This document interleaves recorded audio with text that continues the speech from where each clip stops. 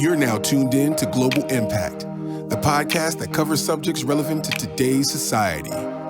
Whether it's local or international, your host will be sure to bring it to you right here. Get ready for a life-changing experience with your host, I Got Something to Say with Stacey J. Hello and welcome to Global Impact with Stacey J. I am your host and I have something to say. On this podcast, we discuss issues that happen here locally in my hometown of Detroit, Michigan, and across the globe. Many of you know that I am an ardent advocate and educator against human trafficking.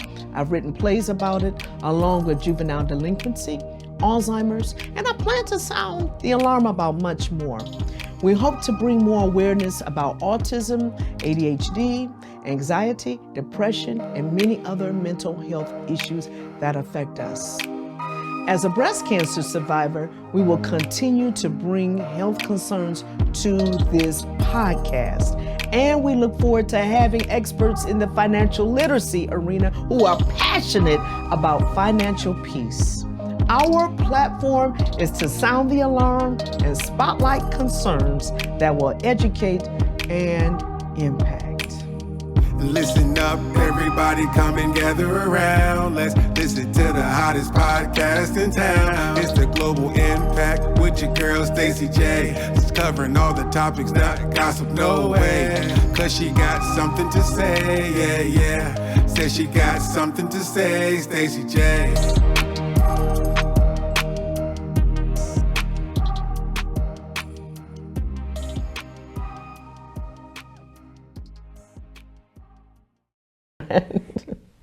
All right. Hello, and welcome to Global Impact with Stacey J. Don't forget to like our page. We have a Facebook page, Instagram, and YouTube. And again, it is Global Impact with Stacey J. And that's Stacey with an EY. So, if you like this episode and you are inspired by this episode, please don't forget to tag somebody or share it on your social media.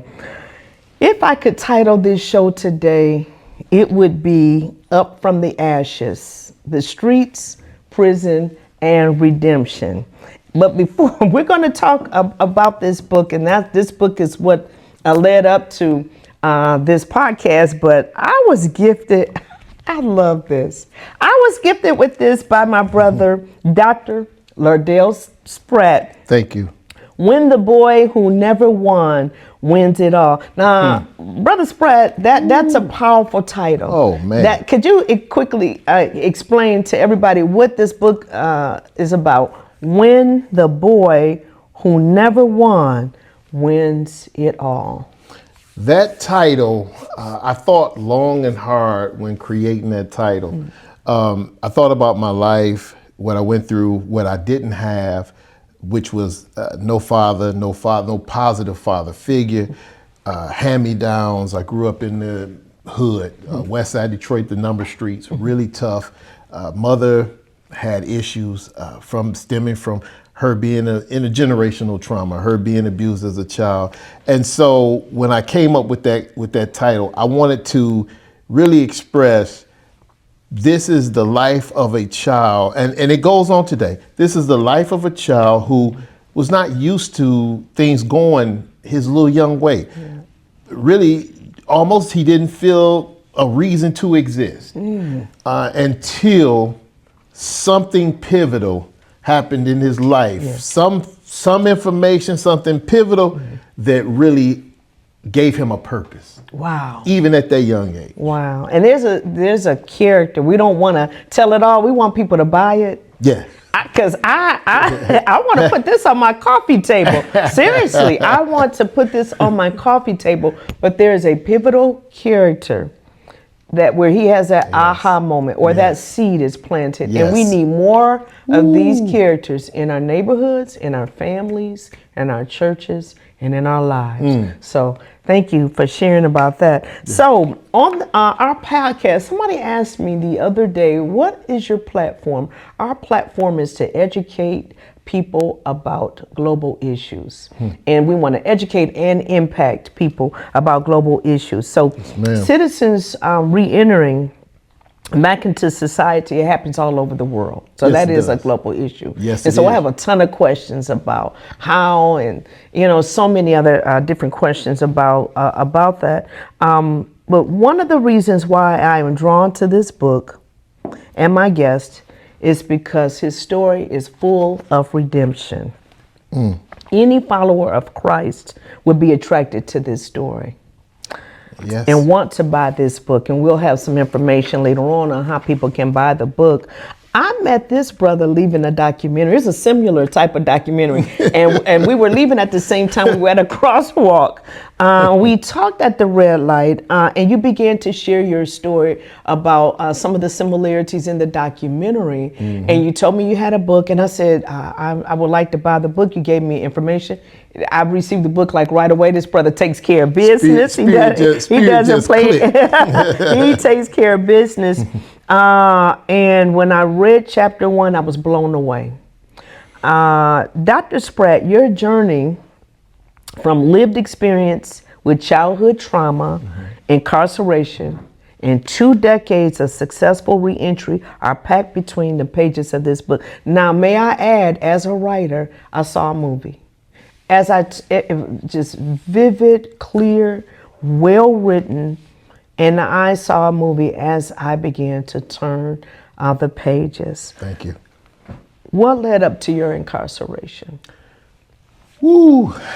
Well, I'm going to try to sum it up to say this. There's a direct correlation between maltreatment of children and criminality.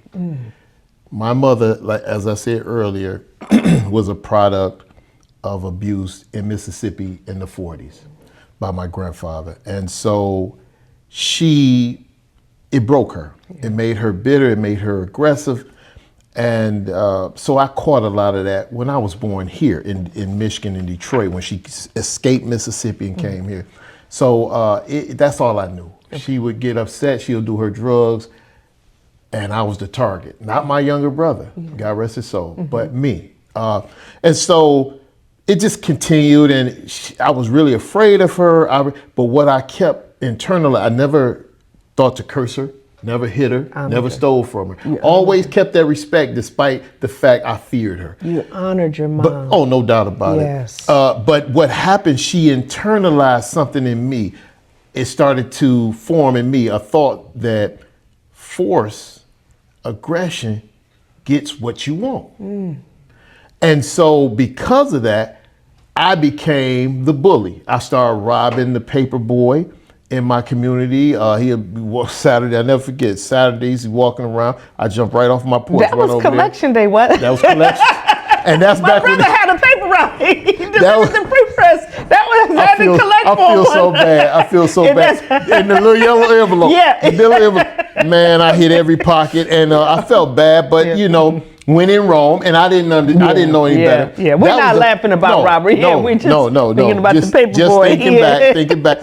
And it was 2 things. That I internalized the lesson she was teaching me about violence and aggression, but also another thing that happened, every time she got high, she said God showed her that I did something, so she would beat me. Now, so I built a wall up against God because I said, if God is showing her this, and I ain't done nothing, so I had no use for God, and I used aggression as a tool.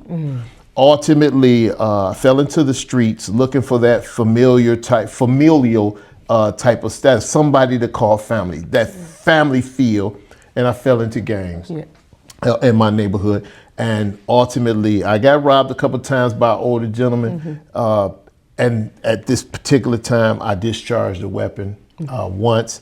And unfortunately, he lost his life, which I'm very regretful of. Yes, sir. And I wish I would have knew differently. But yeah, and then that's how I got charged with second-degree murder, felony firearm, and convicted, sentenced to 16 to 30 years in prison, 2 for the gun. Okay. Yeah. So in chapter 2, and that was prior to that particular conviction, where I read in chapter 2, where individuals who were responsible for the treatment failed you. Oh, yeah. Help me to understand, what did that mean exactly? I think the people in my life. Where were you at exactly? Where, I mean, what did you, were you at a particular facility? Oh, you talking about my family or the? It was, and maybe I shouldn't have asked this question. It was in chapter 2 where you said the individuals who were responsible for your treatment failed you, and you might have. I was talking about my family and people around me. Okay. The circle that's supposed holistic. to. Yeah. Okay. I like to say, and this is, I make light of it, but I say I was raised by wolves. And meaning, actually I had a conversation with the lieutenant governor about this. I said, man, how can you take a young person, expose them to all kind of violence, tell them that you don't call the police, you handle your business. If it's too big for you, you go get your family, your cousins, y'all handle it. You don't call the police. So I was ingrained in a criminal mindset without even realizing it. I got pulled into it and ingrained. So in a bad situation, there was no way I could have made a good decision. Where that comes from is when the people who care about you, who's around you, they instill the right thing to do. I was never given that. And I don't think the justice system even accounts for that. So that's why I was talking to the lieutenant governor. I had gave him a copy of the book and I said, hey man, you guys might want to consider expanding the clean slate to consider individuals like myself who might have a serious crime, but guess what? There was circumstance. How could I have made the right decision in a bad situation when I was raised to make the worst decision? Yeah, exactly. Yes, make it make sense. Make it make sense. Yes, make it make sense. He understood. He accepted the book, but I doubt if it would ever change. Well, you never know. You never know. We can see something very powerful on your life. My husband is in the studio as well, so we can see something very, very powerful on your life. Is there adequate mental health care in our prison system? No. Man, listen. I disagree. So I'm gonna tell you one portion. Excuse me. I disagree with. So because I had a sort of crime, I'm just going to use mine. I had to go to a sort of offender therapy. Okay. And when I tell you that was a joke, so the Caucasian male who ran it, and I was up north, over the Mackinac. A lot of Aryan Christians that works in the prison system. Okay. Aryan Christian, they'll let you know. And so I'm in the group. Well, this man actually caught a case himself, right? First he was saying there's no excuse, and he made us feel so bad about the case. And majority of us was from Detroit, right? Majority of us is melanated in there. So he had all this big group and he knew he controlled our future because a bad report meant a flop or two. Right, 12 months. I mean, you get passed over 12 months. Okay, I was going to ask you if you could explain to everybody what a flop was. Yep, a flop is when you go to the parole board, and if you have a report that's not favorable, any little thing that's not favorable, if you didn't do a training or get a certification before you seen them, that was enough for them to say, okay, 12 months, another year, try it again, another year, 18 months, 24 months. So you tried to do everything right. Well, this gentleman, I say that loosely, he caught a case out of jealousy with his ex-wife. The corrections officers told us, because for a long time, for 6 months, we didn't have group. So the corrections officers, one of the correction officers told us why we wasn't having group. That he had, that they had to call the state police. He ran out of the prison, went to his house, got into it, pulled a knife on this guy with his ex-wife. So we found out. So me, being me, when he come back, I said, hey, can you do your layout? Now the layout is every time we get in there, we got to say what we did. He made us do that every time. So I said, can you do your layout? He said, what do you mean, Mr. Spratt? I said, well, didn't you catch a case recently? You said there was no excuse. Didn't you catch a violent case? You know what, Spratt? Yeah, I caught a violent case, blah, blah, blah. He explained everything. Then he made me get out, wrote a terrible report. Kicked me out, and I got flopped for it. So it's a lot of vindictiveness. That's why people that's incarcerated, they are very hesitant to even mention mental health in there because either they're going to ridicule you or they're going to force you on medications. Wow. They get paid. The state can get paid more money if you on psychotropics, right? So they don't want to say nothing about it. It's a joke. It's really bad. Wow. I have another question about prison in a moment. Mm-hmm. What was the paradigm shift that changed your life?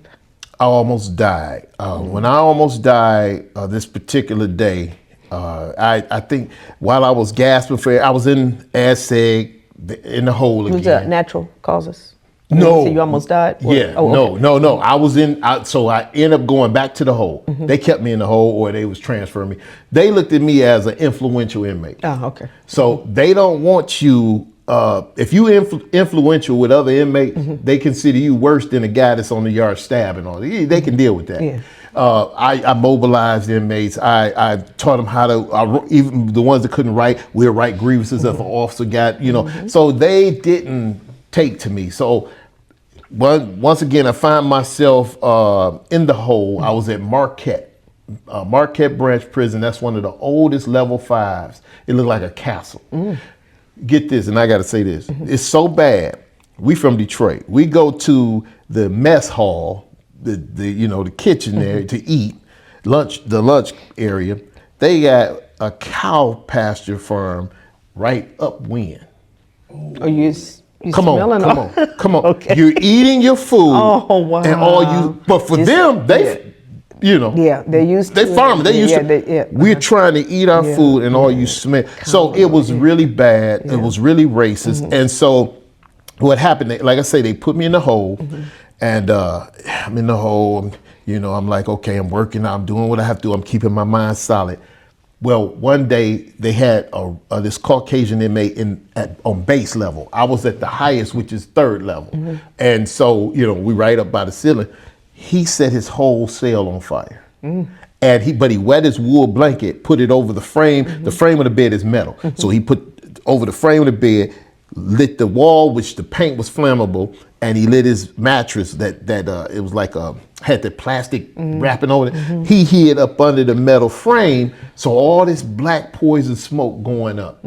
Officers don't know what to do. He had peeled the sprinkler like 2 days before, so there was no water coming out of the sprinkler. Oh, wow. So it's just burning, smoke is coming. And so at this point, it's billowing. I'm at the top. It's billowing lower and lower.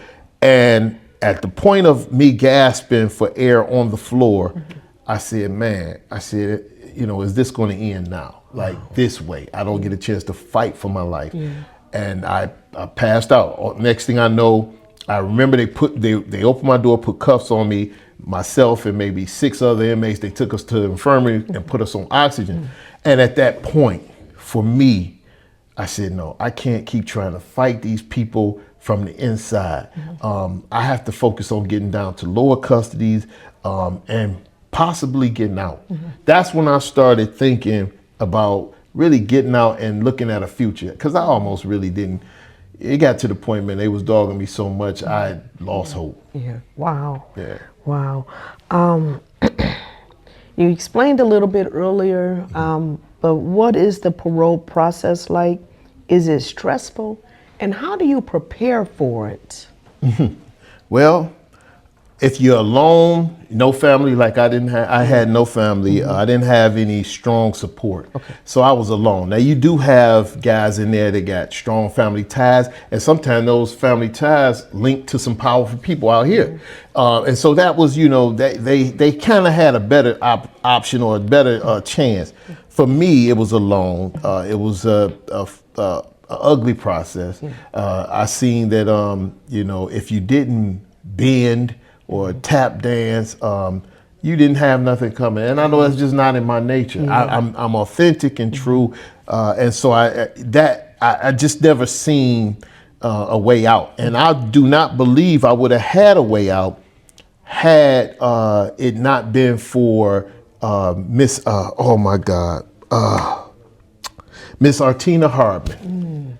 Miss Artina Hardman of Detroit, her sister is Miss Tinsley Talabi. Yeah. She's former. Now, I didn't know who Miss Hardman was, right?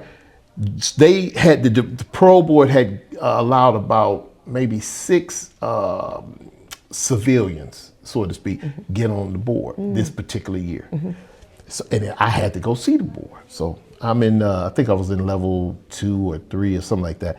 And I went out there, they shackle you up, even though I was in general population. They put the shackles on you and they got the little dog leash and you walking in there. And I seen these 2 sisters. First time I ever seen 2 sisters. And Miss Hardman was there and Miss Sampson. And so I sat down, I'm thinking, okay, I might have a chance. But I look at that thick file, it kind of, but I said I might have a chance. And Miss Hardman, she said, you know what, Mr. Spratt? I said, yes, ma'am. She said, you're not still sitting in those blues because of the crime. She said, you was a baby. She said, it's almost 20 years you got in here. She said, no, she said, you still sitting in it because of that file. I said, can I explain it? She said, yes. I said, I am not a bad guy. I am not a predator, but I couldn't be a prey in here. You know, I'm not trying to seek to hurt anyone, but I can't allow anyone to hurt me. I had to survive. I said, that file reflects what they expect you to be as a prisoner. It does not reflect who I am. That sister said, well, I see you got put out of assault offender therapy, but I was blessed to get back in. And you're only supposed to get one time. That's why I knew God was real, because I got back in, which was crazy. They let me back in. She said, finish that, send me the report, because I'm going to hold my decision in abeyance. That sister signed both of those sisters signed my parole paper. To this day, me, Miss Harmon are best of friends. I go to Mac Alive. I support, Mac Alive, I support them, man. Listen, I do poems over there. Whatever I can do. I took her a bushel of roses. I'll never. She will always be in my life. So if it was not for that sister being just a non-judgmental ear that was a part of the system but not of the system, they couldn't stop her decision. Wow, wonderful. Your wife, Nita. Sister Nita, Miss Nita, beautiful. Because I've seen her picture. She is beautiful. Inside and out, I'm telling you. How did you meet Nita? And what advice would you give? Because there are going to be some people here that are going to send this to their loved ones who are just re-entering back into society. Is it difficult to explain your past to someone you may be dating? How do you go about doing that? So. Well, I think that for individuals coming out, we're so raw. We feel like sometimes, unfortunately, we wear that as a badge of honor, and it's not. And I just told the guys in there, it's just because I did 30, 40 years, and they get out thinking that. Guess what? People has been moving on. They ain't never went. You know what I'm saying? That's not a badge of honor. You made that mistake in your life. You know, you got to move past that. So I think a person coming out should hold that close to their chest and let people get to know who they are.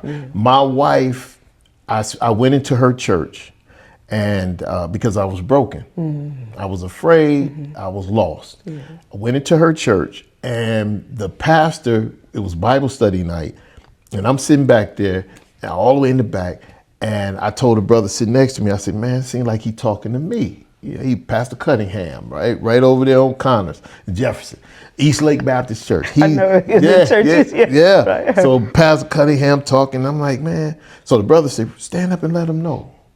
So I stood up, told him who I was. I had just got out. I felt like I'm being torn. So he said, man, I want to meet you. After the service, come down, let me meet you. And I said, fine. All these people coming up to me, and it didn't matter.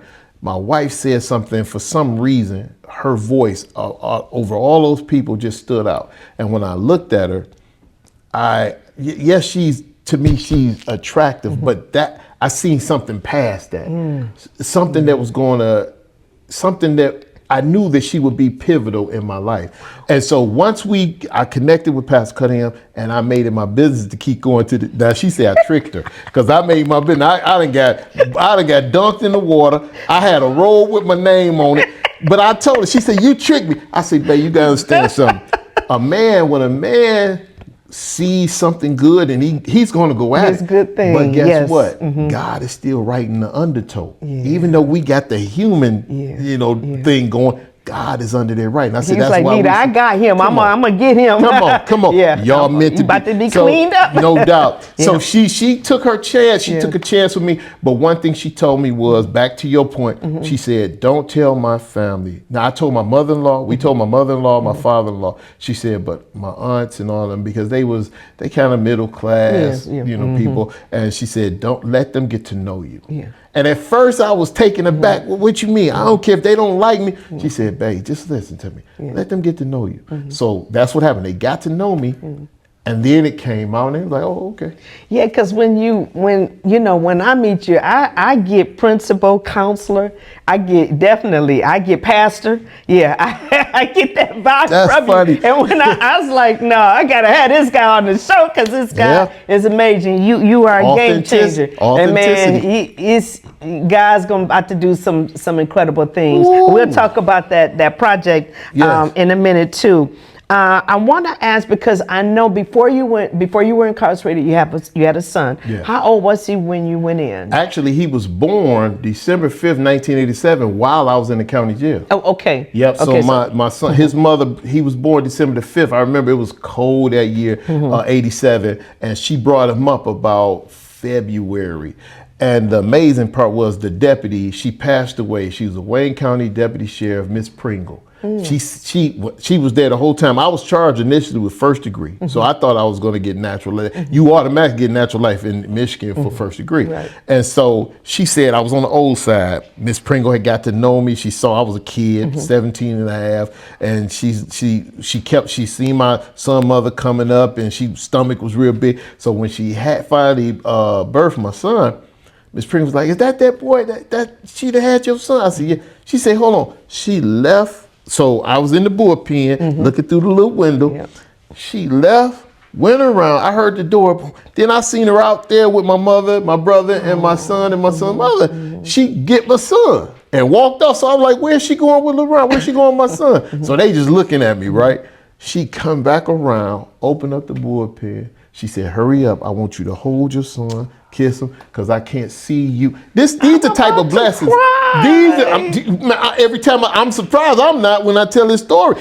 These are type of blessings that happened to me in my life, and I still didn't recognize that God was there and was the whole time now since I look back, hindsight. But I held my son, he grabbed my nose, I kissed him. She said, hurry up, because my sergeant coming back.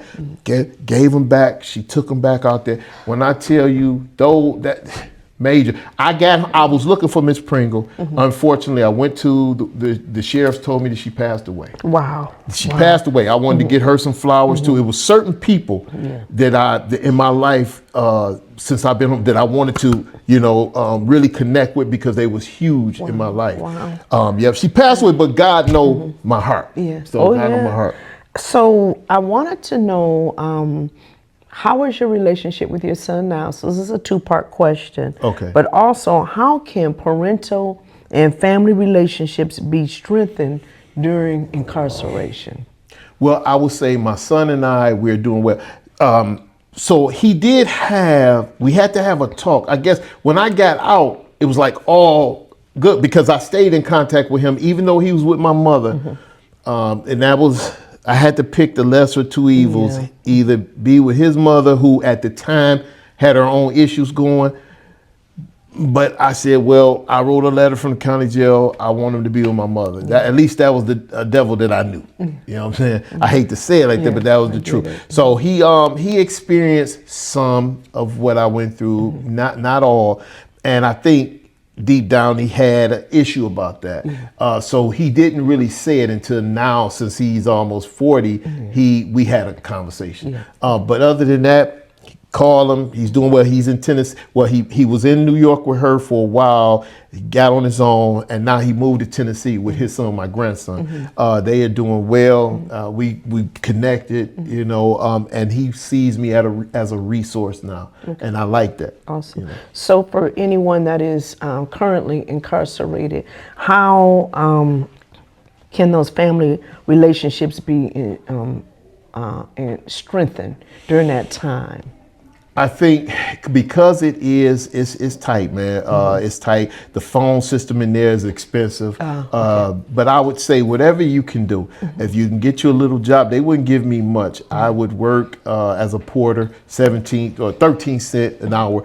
As long as I had soap, toothpaste, a toothbrush, some shower shoes, the rest I would do something to get to my son. So whatever you have to do, I would say make sure that tie is straight. It's not about, you can't be there, and it ain't about money. It's about that connectivity. And write letters. Write letters. Yes, write Tell me, letters. hey, do some homework. I'll have my son, you get some homework.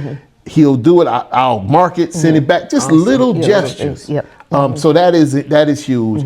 But the best thing to do is to get out and stay out. The children need us, especially these young men. Finding employment, re-entering, and I know again, people all over the world, it's a global issue. Re-entering back in, finding employment, possibly finishing your education. What was that like? The education was way easier than employment. Tell you,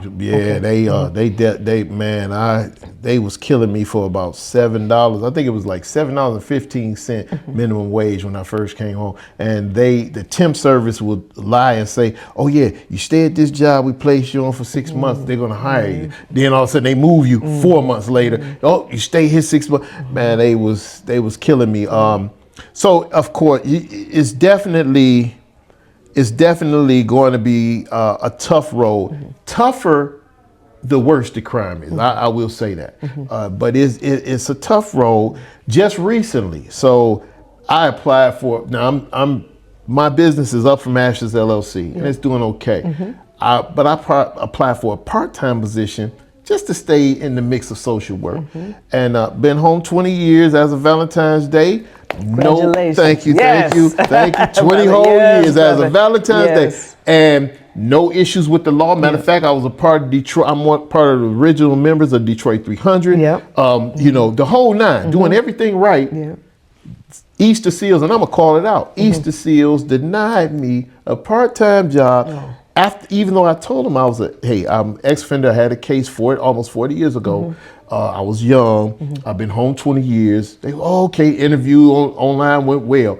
Did the background check. They didn't even call me. Wrote me, "Oh, we can't hire you because of something."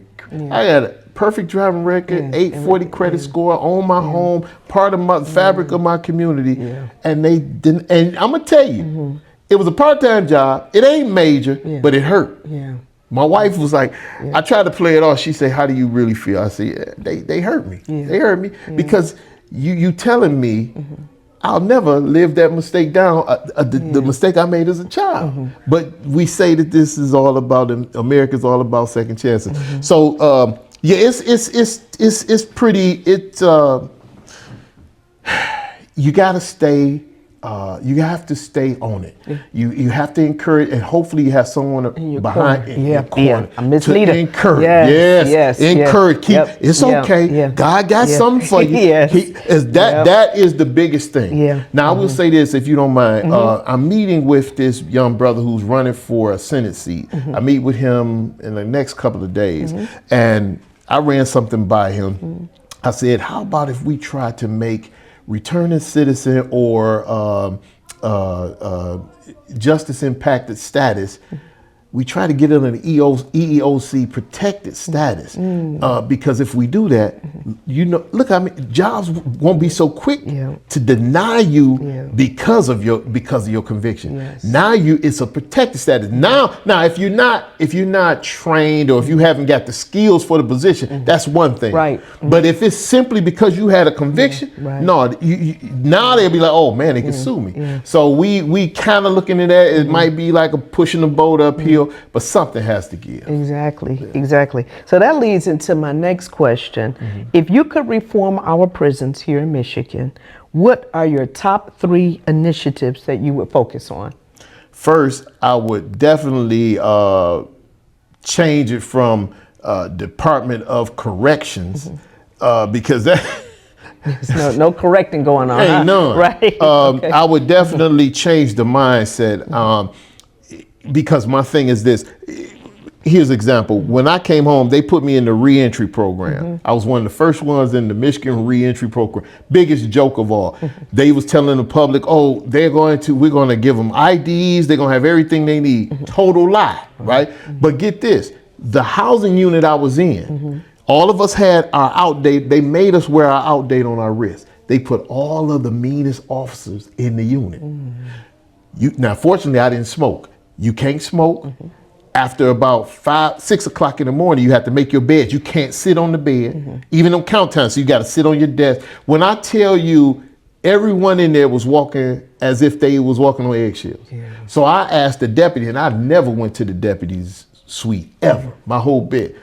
But I wrote a kite. Can I come speak to you, deputy? I've never. So when I got up there, she was like, Mr. Spratt, you never came up. Never. I did my time. I said, but I have to bring this issue to you. What is the point of creating all this anxiety and anger in men who have their outdates in 3 months on their wrists? It makes no sense. And we go into society. So that let me know the mindset, what they were. They look at us as job security. So I would definitely, the thing that I would change is the mindset of the prison. I would also incorporate conjugal visits because what is the purpose of denying a human being a human? If you're married, legally married, you should still have the right to be able to be a human being.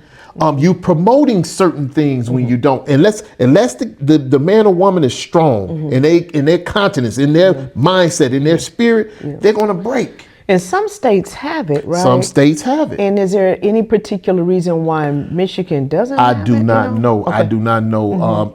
But it just, in the world, there should be, like even in other countries, they have, you got your wife, yes, you still have that time. So that's, to me, I think that's important. And the next thing I would say is, boy, it's so many more than 3. But the biggest one, I think, is the mental health piece. Getting real, true mental health professionals who's not geared towards corrections and authoritarianism, right? But they actually want to make these people better, because how I see myself as a buffer between, when I went to talk to the guys the other day, I see myself as a buffer because I've been on both sides now. So you go back in? Well, they just let me go back in like day before yesterday. Oh, good. Up at Lapeer Prison. Okay. They've been denying me for years, but they finally let me back in. Wonderful. And when I tell you, it was fruitful. It was beautiful. I don't think they'll let me back, because afterwards, all the guys came hugging and dapping. They look, the officers looking like, they will, hopefully, because, prayerfully, you have a powerful, positive presence about yourself. Thank you, sister. Tell us about your doctorate, because you are Dr. That was Lardell Spratt. Tell us about your doctorate of humanitarian. That was crazy. So, man, the sister, she, one of the sisters was like a partner with me. She said, I want to nominate you for an honorary position. So I'm like, okay, I ain't thinking nothing about it. All right, that's cool. Next thing I know, I get an email from Trinity International University of Ambassadors. And he was like, well, do you accept this nomination for a doctorate nomination? I'm like, yeah, I guess. Like, took me through the whole process. And when I tell you, though, it is a rigorous process. You got to get witnesses. You have to, this interview process. But for me, everything they asked, it was just me. It was already, I had already done it. I was showing through my business. So your business have to be in good standing with the state, and you have to show what you've done. So I was able to show that, and they flew. I flew out to Atlanta, walked the stage, got a doctor. I was like, but that's indicative. When I met you, I thought I was talking to Dr. Spratt, right? Hey, do you know some of my family members still have not congratulated me? Well, I tell you, once we air this, there's gonna be a lot of love congratulating you, because and I'm still praying for you. Yes, there you go, exactly. But what does the Bible say is that we're a prophet? a prophet without honor. And so a lot of times our families and close friends don't see, what God sees in us. And so, Yes, a lot of ma'am. times it's Yes, ma'am. outside. I'm here to tell you. Yes, They'll ma'am. laugh at you. Yes, What are ma'am. you doing now? Yep, But like then Noah other in the people, boat. outside of your, like no, but outside of family and close friends, Yeah. people can see your work. Our education system, what can our education system do to help young people at risk? I think first the education system has to get real. Well, okay. Okay. Well, aside from that, hold on for a second. Aside from that, let's just aside from that, but what can would you, if you could implement a program? Yeah. Would you? And then, what grade would you believe it should start at? I'm gonna tell you the grades that really impressed me. So I was a social emotional learning specialist in the elementaries. I love the elementary level.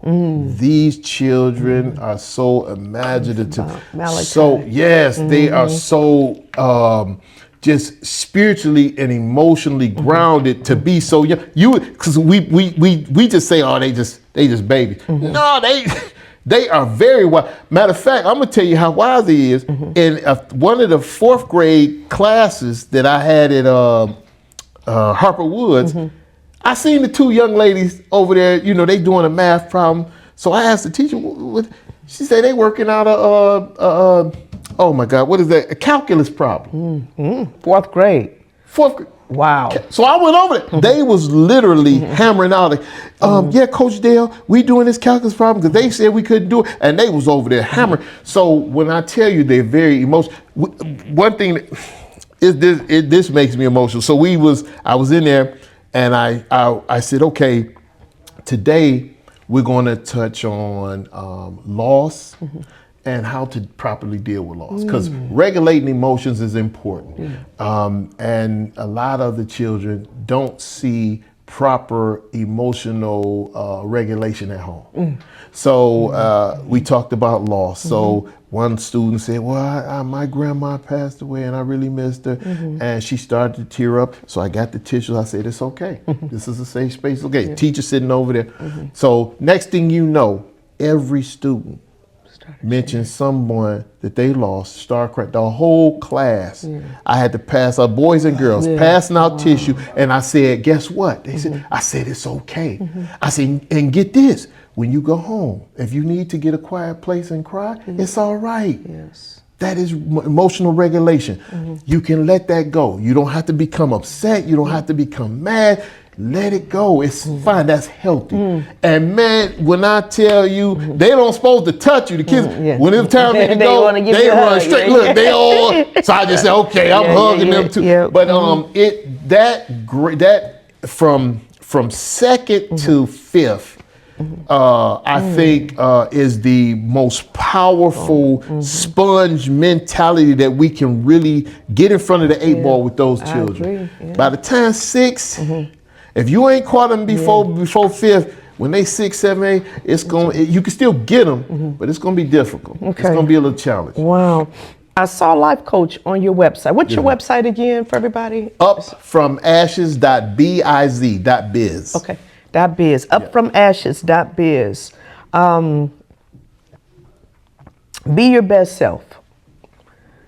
I know you give practical steps to be your best self. How do you break through to a troubled young person who doesn't expect to live past 16 years old? And I'll tell you why. And I don't know if I share this with you, and I don't want this to be a huge shock here. Do you know I used to be a police officer, right? Yes. Yep. And I honor that. And I can see your that spirit, that strength, and that spirit in you. I love people. Yes. And I saw it as community ministry. policing. I saw it as ministry. Yeah, I did a lot of community policing. So, but I do remember talking to young people, and I do remember talking to kids about their future and where they could be. But there are many children that did not see themselves living past 16. How does be your best self work? What do you say when there's no hope? I'm gonna tell you. So this phenomenon is something we hadn't, especially as melanated people, we hadn't seen, because Big Mama still, I don't care how rambunctious a child was, Big Mama, they went to church. They went to some spiritual thing. They had a spiritual base. Yes. Now Big Mama she young and she don't go. The mother's young, she don't go. And so the children, like right now, a child can come up, steal this paper, steal your glasses, and to them, that's just a part, I finessed you. Yeah. That's what I'm supposed to do. Yeah. So trying to, it's a tough one, because you're trying to establish, you have to establish a line of morality, some line that you don't cross, right? You're trying to show them, look, okay, if you can establish a line of morality and principles in the child, then you can start to build from there. Because right now, there's no line. Like, all lines are gone. They all over the place. And it's very, very difficult, not impossible. Yeah. But what I found works is trust. If you bring in your authentic self, and you patience, and you allow the trust to build, because they're gonna cuss you out a little bit. They're gonna try you. Oh, they gonna dish you, because that's fear. But if you withstand that storm, you can kind of start to begin to kind of see the wheels turning. Okay. It's gonna take some work. But it's possible. Yeah, and especially like also through like maybe male mentoring programs. Oh, ain't no question about it. Yeah. But you got to remember, so with me, I take me for example. My mother always said, quote unquote, N ain't SHIT, right? She always say that. And so I began, that's why I didn't hold melanated men life to any kind of value, even though I didn't realize I was going to be a melanated man, because of that mindset. That seed that was planted. She planted. She never trusted him, from my grandfather to every man she had in her life. She never trusted him. She always talked down on melanated men. So I always felt like, well, there ain't nothing, not realizing I was going to grow to be a melanated man. So when we talking about these young children, especially young boys, not so much young girls, but young boys, they don't trust us. They say in their mind, you the type of dude that wasn't there, especially if you're clean, you ain't sagging, you don't smell like weed and liquor, you a stand-up man. Oh yeah, you the police, you the feds. They don't even understand. It's like it's an imbalance. So we have to. It's going to be a struggle that cannot be told in words, but.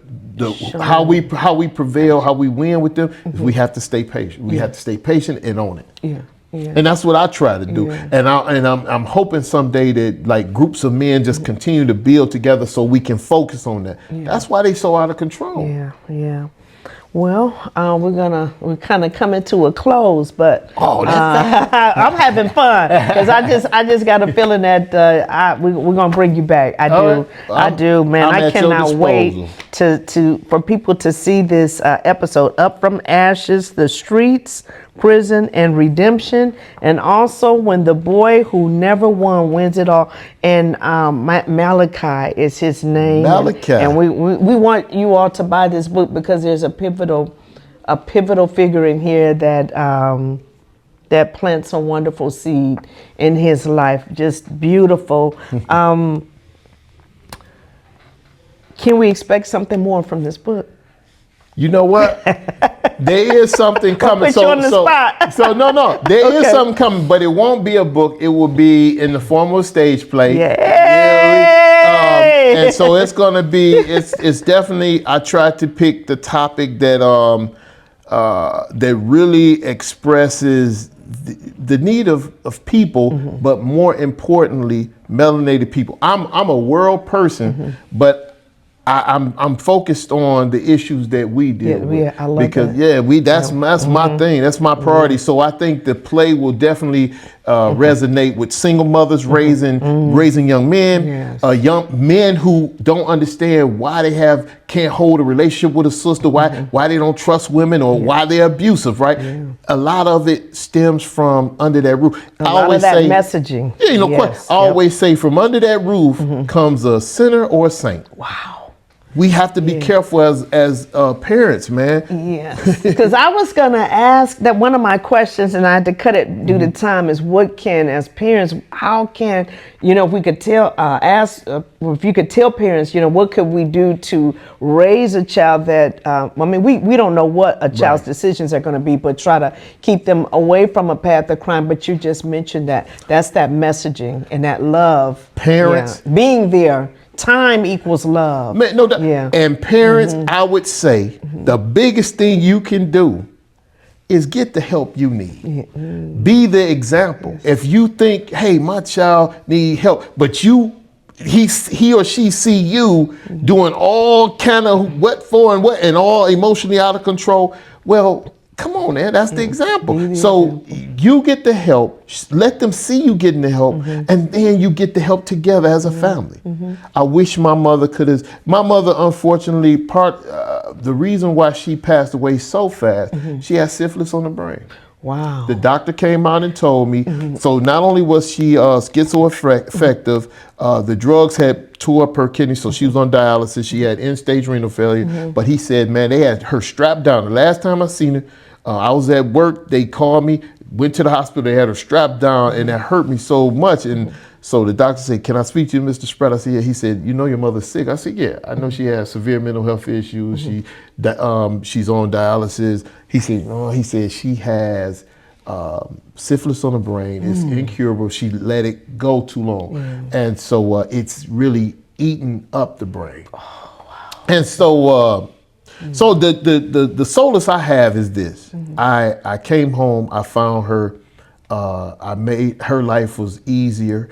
Yeah, she have cussed me out because she couldn't get the drugs and all of that, but her life was easier. She was able to smile, and before she passed away, she told me she loved me. She had never done that. Amen. So you had that closure. Man, that was that closure. Amen. Yeah, that was that closure. Amen. Yes, ma'am. Now, Brother Lardell, life coach. Yes. Author. Yes, ma'am. Playwright. Yes, ma'am. That's funny. Oh yeah. You about to put that hat on. Playwright. Yes, sir. Yeah. Wow. How can people get in touch with you? And again, we need that website, or can they email you through the website? On my website is my business phone number as well as my email. So they can. And it is Up From Ashes. .biz. .biz, and we can buy this book online as well. These books are on Amazon.com. If you want, all you got to do is go in there and just search my name, Lardell Spratt, Lardell Spratt, and the books will pop up.